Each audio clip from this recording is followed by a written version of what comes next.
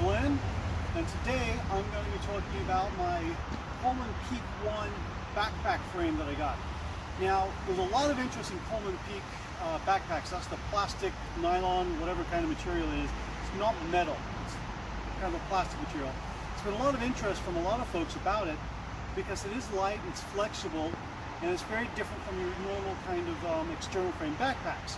However, they're not made anymore, and the only time you can get them is through like Craigslist, thrift stores, garage sales, eBay, stuff like that. The one that I've got here, I've got two.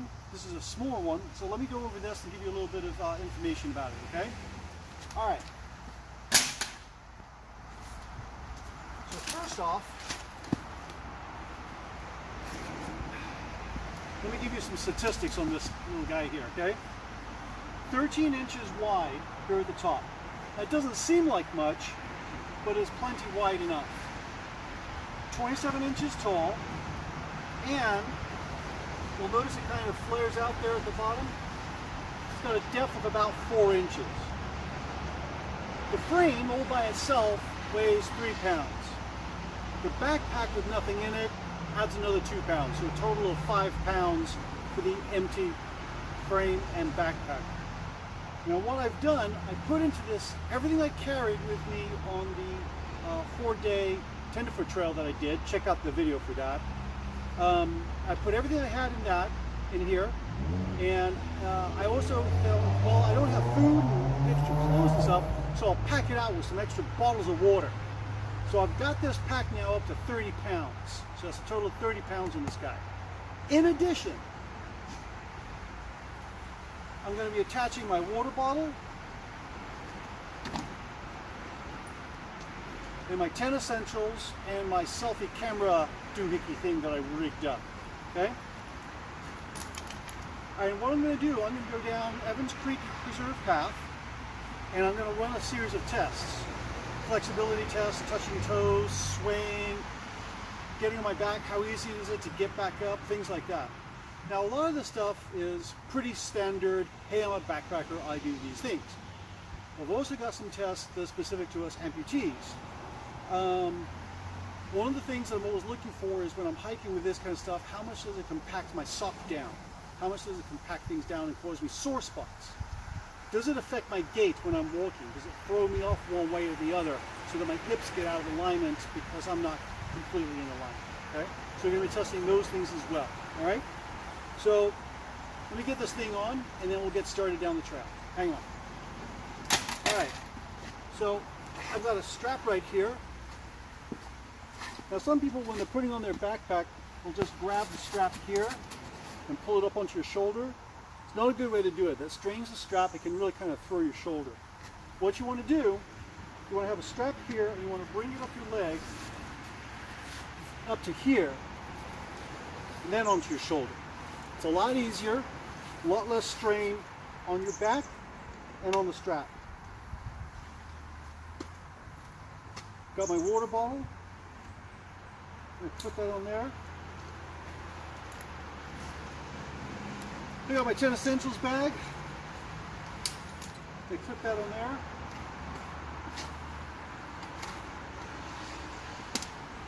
Got my hiking poles.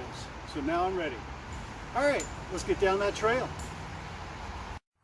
All right, so one of the things that can happen when you're hiking, especially if the ground is dusty like this, you can slip, you can fall.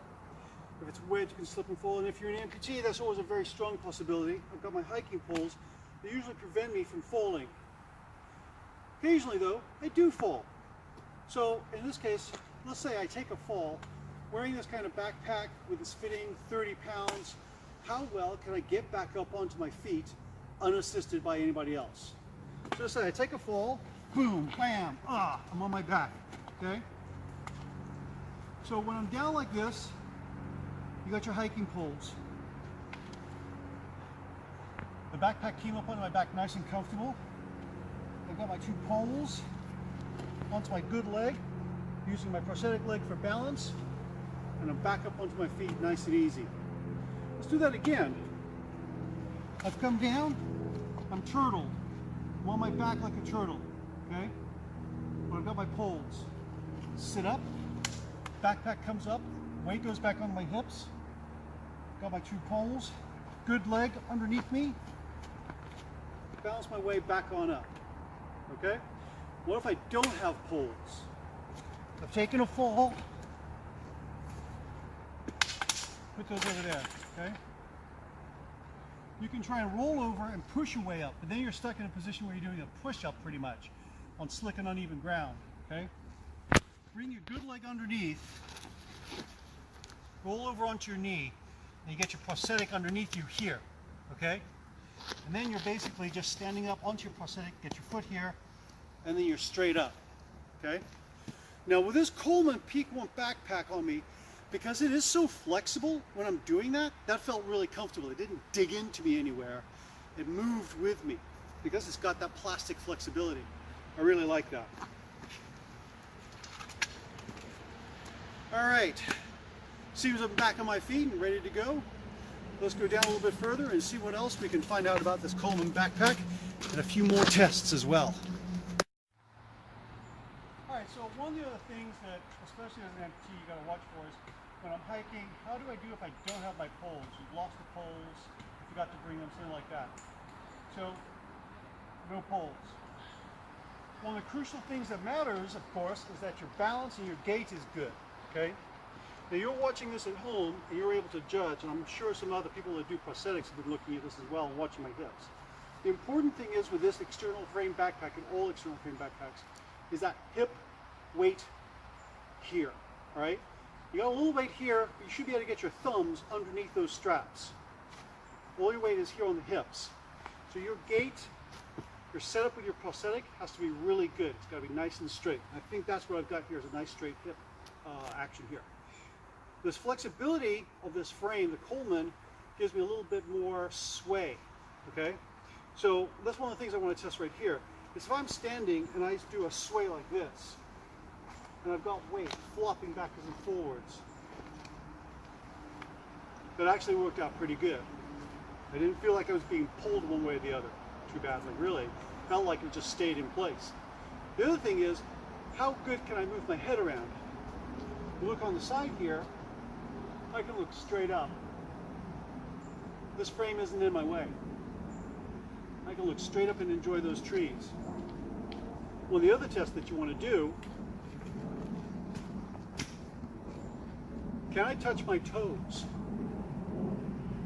Depending upon your flexibility level. Oops, do this way.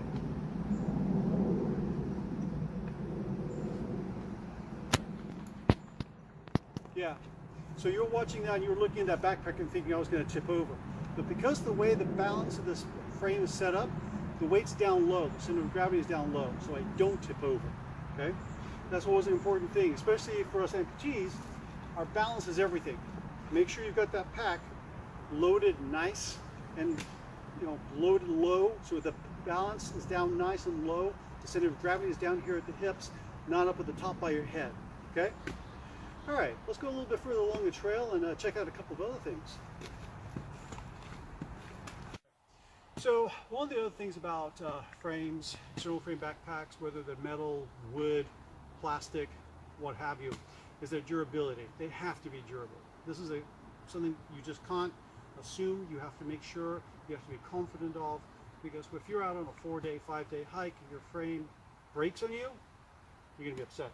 So what we're going to do here, we're actually going to test the durability of this guy.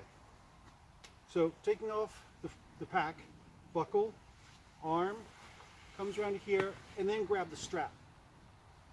Grab the strap there, okay? Don't rely on this, it just strains it.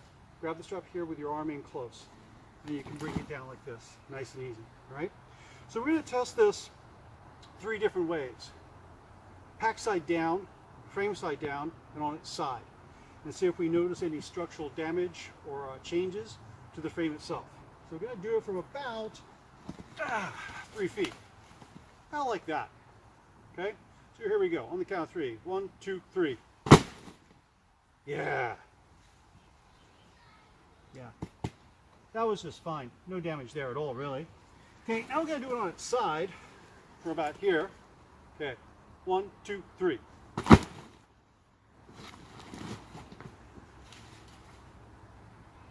slight scuffing on that corner. No scuffing on this corner at all. You can see where I took the hit here and here, but no damage. All right, and now frame side down, like this. 1, 2, 3. Bit of a bounce there. Nice. I know a lot of people thinking, why are you abusing your stuff? It's going to get abused out in the wild. You want to check this stuff before you get out in the wild.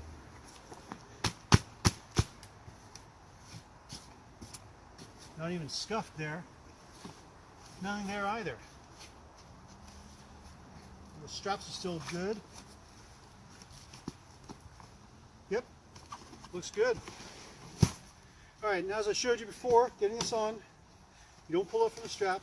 You got your frame strap here. Get your hand looped in, pull it up your leg, onto your leg, okay? Then onto your shoulder. Now, there's probably an even smoother way to do that.